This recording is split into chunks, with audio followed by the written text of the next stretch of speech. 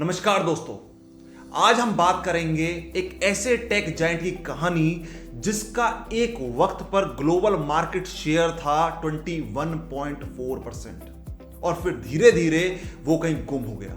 जी हां, मैं बात कर रहा हूं नोकिया की। वही नोकिया जो घर घर में पाया जाता था, जिसका पतली पिन और मोटी पिन का चार्जर भी काफी फेमस था। पर क्या आप जानते हैं कि नोकिया का इतना बड़ा एम्पायर खत्म हो गया और क्यों? इसका सबसे बड़ा रीजन था कि वो अपने यूजर पर्सोना को ठीक से नहीं समझ पाए, अपने यूजर पर्सोना की इवॉल्विंग नीड्स को, उनके प्रेफरेंसेस को नहीं समझ पाए। और ये गलती सिर्फ नोकिया ने नहीं की, और बहुत सारी बड़ी बड़ी कंपनीज हैं, बहुत सारे बड़े बड़े प्रोडक्ट्स हैं जिन्होंने ये गलतियां की और जो उनको ले डूबी, जैसे कि Google glass, Amazon fire phone. ये ऐसे बहुत सारे प्रोडक्ट्स हैं और भी बहुत सारे हैं जो कि इस यूजर पर्सोना को फिगर आउट ना करने की वजह से फेल हो गए। तो आज इस वीडियो में मैं आपका होस्ट सचिन शर्मा, आपका प्रोडक्ट करियर कोच, आपको समझाऊंगा कि यूजर पर्सोना होता क्या है, 5 benefits of creating user persona, 5 step process of creating a killer user persona, 5 mistakes product managers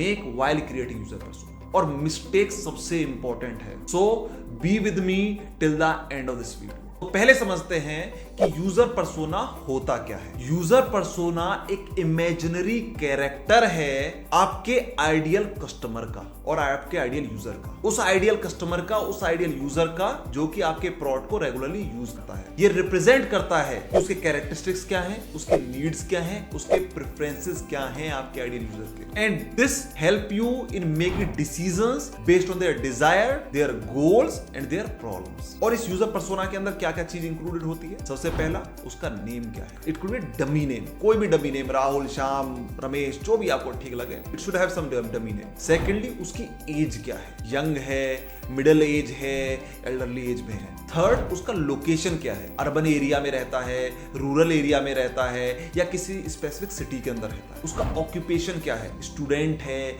working professional है, बिजनेस ओनर है, क्या है। उसके इंटरेस्ट क्या है, उसकी एक्टिविटीज क्या है, उसके हॉबीज क्या है, उसके चैलेंजेस क्या है या प्रॉब्लम्स क्या हैं जो कि आपका प्रोडक्ट सॉल्व कर सकता है उसके लिए। उसके गोल्स क्या हैं, उसके लॉन्ग टर्म गोल, उसके शॉर्ट टर्म गोल क्या हैं। टेक्नोलॉजी के साथ उसका कितना फ्रेंडलीनेस है, वो आपके मोबाइल फोन को आप यूज कर सकता है, लैपटॉप को यूज कर सकता है, नहीं कर सकता है, क्या है उसका लेवल है वहां पे टेक्नोलॉजी के लेवल में। उसका बाइंग बिहेवियर किस तरीके का है, उसके कम्युनिकेशन प्रेफरेंसेस क्या है कि ये लोग ईमेल पे मिलेंगे या फोन कॉल्स पे मिलेंगे या सोशल मीडिया पे मिलेंगे, इंस्टाग्राम पे मिलेंगे, लिंक्डइन पे मिलेंगे।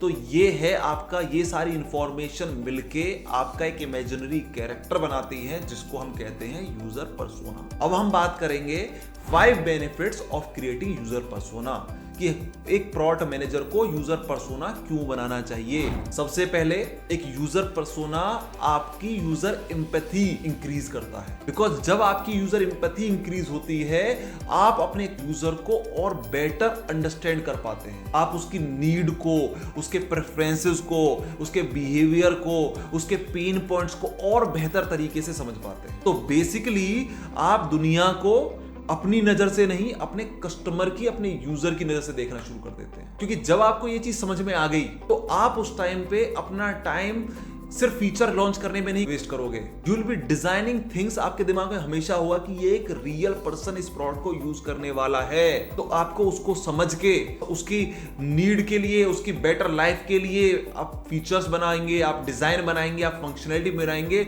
जो कि उसकी नीड को मीट कर सके। So basically as a product manager, जब आप यूजर एम्पैथेटिक हो जाते हैं तो आप empathy driven decision making start करते हैं। पहला बेनिफिट हुआ ये। दूसरा बेनिफिट क्या हुआ कि आप अपने फीचर डेवलपमेंट को बहुत अच्छे से प्रायोरिटाइज कर सकते हैं, क्योंकि अब आपको पता है कि आपके यूजर को चाहिए क्या, उसकी प्रॉब्लम क्या है, उसके प्रेफरेंसेस क्या हैं, क्या चीज उसको वैल्यू करेगी। सो rather than wasting your time in creating multiple features जो कि शायद उस प्रोडक्ट को क्लटर कर सकता है या फिर यूजर को कंफ्यूज कर सकता है, आप उसकी जगह आप उन फीचर्स पे फोकस करेंगे, एसेंशियल फीचर्स पे फोकस करेंगे जो आपके यूजर की, आपके कस्टमर की लाइफ को सिंपलर बनाएगा और मोर यूजर फ्रेंडली प्रोडक्ट आप उसके लिए बनाने की कोशिश करेंगे। आप सिर्फ वही फीचर्स पे काम करेंगे जो इंपॉर्टेंट है आपके कस्टमर के लिए। थर्ड बेनिफिट, आपकी मार्केटिंग स्ट्रेटजी और ज्यादा बेहतर हो जाती है जब आप अपने यूजर पर्सोना को समझते हैं। क्यों?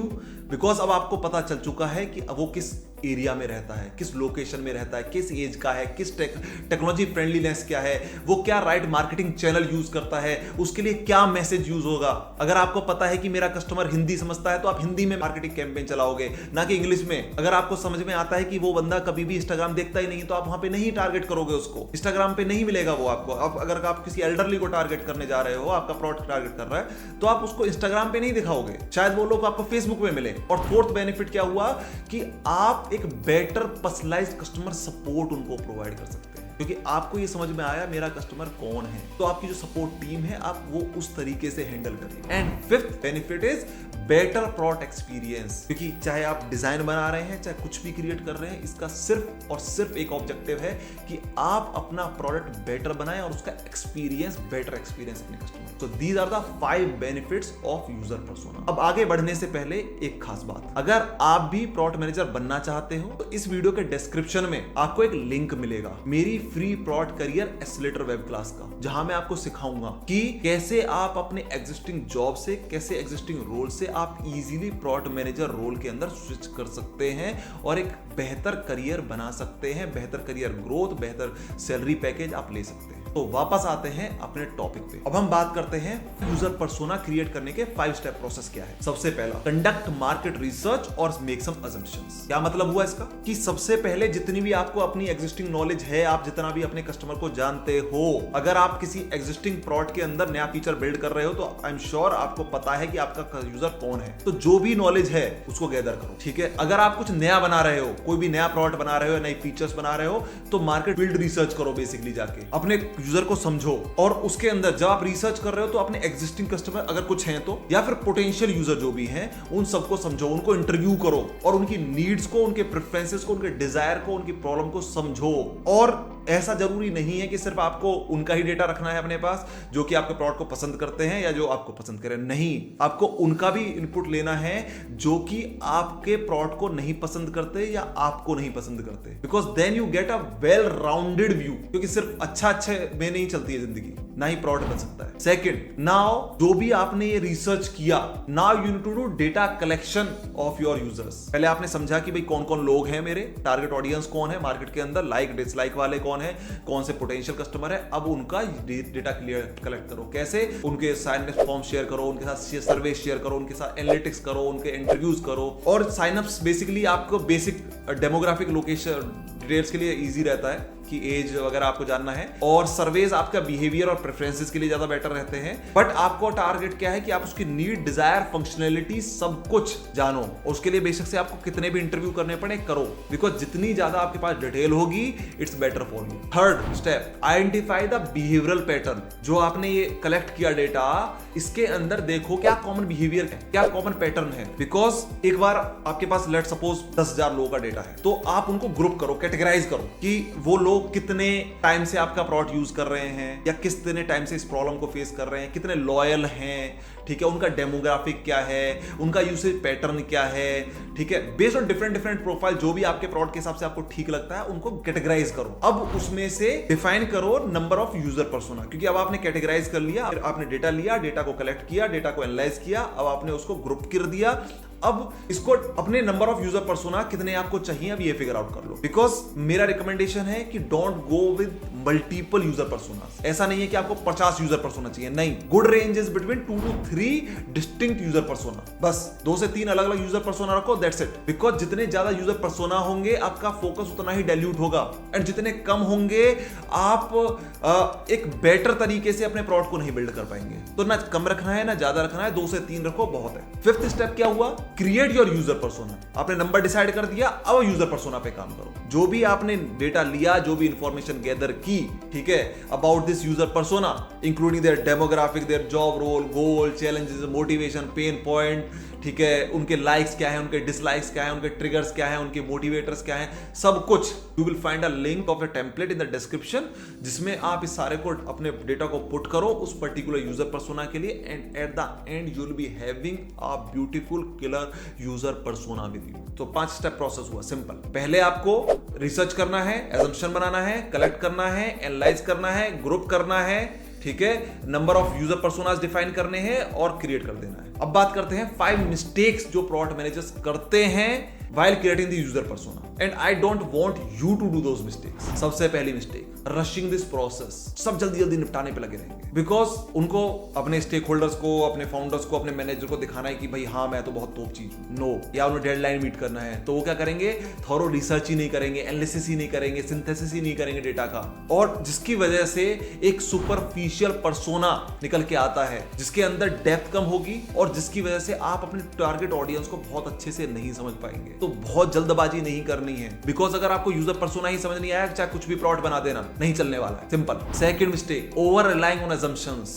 अजम्पशंस करना ठीक चीज है, लेकिन बहुत ज्यादा ओवर रिलाई मत करना, because it will miss interpretation बन जाएगी आपकी टारगेट ऑडियंस की, और अगेन उसके अंदर डेप्थ कम होगी, एक्यूरेसी कम होगी, एंड डेफिनेटली ये आपकी प्रोडक्ट डेवलपमेंट में बहुत बड़ा इफेक्ट डालने वाला है। So users persona should be grounded with the real data and the real insights. Third mistake, they create too many personas. I am repeating again, because जितने ज्यादा पर्सोना होंगे it will be difficult to manage and it will be become so much overwhelming for you. It will be very difficult for you to prioritize features. ये 50 user persona, सबको कुछ ना कुछ चाहिए, तो कैसे प्रायोरिटाइज करोगे? और अगेन आपका प्रोडक्ट उसी लूप में चला जाएगा, it will become a feature factory. आपको सबके लिए कुछ कुछ बनाने चले जाओगे, नहीं, आपको सबको नहीं पकड़ना है, सारे कस्टमर्स को नहीं टारगेट कर सकते हो। अगर किसी ने कहा है कि अगर आप सबके लिए प्रोडक्ट बना रहे हो तो आप किसी के लिए कुछ नहीं बना रहे हो। So go with 2 to 3 user personas, that's it. Fourth important mistake, they fail to update the persona. Guys, iteration is an important part of a product manager's life and the product as well. और user का नीड, market condition change होती रहती है with time. और problem क्या करते हैं ज्यादातर प्रोडक्ट मैनेजर्स, एक बार पर्सोना बना लिया, उनके पास कुछ डेटा आ गया, उनके पास कुछ इनसाइट्स आ गए, अब बस हो गया जिंदगी भर के लिए। नहीं, you need to continuously check at least in a quarter और इन 6 months कि उनकी नीड, कुछ डिजायर्स कुछ चेंज तो नहीं हो रहे हैं, उनके प्रेफरेंसेस चेंज तो नहीं हो रहे हैं, and then update it. And fifth mistake, not aligning personas with the real business goal. Persona को हमेशा अपनी बिजनेस के ऑब्जेक्टिव को दिमाग में रखते हुए बनाओ। अगर आपका बिजनेस ऑब्जेक्टिव मीट नहीं कर रहा है, क्योंकि इवेंचुअली आपको करना क्या है, प्रोडक्ट बना रहे हो, आप कुछ भी बना रहे हो, आपको बिजनेस गोल भी तो मीट करना है। सिर्फ यूजर ही खुश नहीं रखना ना, ठीक है, यूजर खुश हो गया लेकिन बिजनेस नहीं बन रहा है, पैसा नहीं आ रहा है, उसके अंदर कस्टमर नहीं आ रहा है, एंगेजमेंट नहीं आ रहा है, क्या करोगे उसका? So it should be aligned with that. और इसके साथ हम एंड करते हैं आज की इस वीडियो को। आई होप आपको ये अच्छी लगी होगी। अगर आपको ये यूजफुल लगी तो type useful in the comments below. और अगर आपने मेरे free product career web class के लिए अभी तक रजिस्टर नहीं किया है तो आप डिस्क्रिप्शन में जाइए, वहां पे जाके लिंक को क्लिक करो और रजिस्टर करो उस फ्री वेब क्लास के लिए। और अगर आप चाहते हैं कि मैं किसी पर्टिकुलर टॉपिक के ऊपर कोई वीडियोस क्रिएट करूं तो वो भी अपने आइडियाज कमेंट्स में शेयर करना जरूर। Thank you, bye bye, more power to you.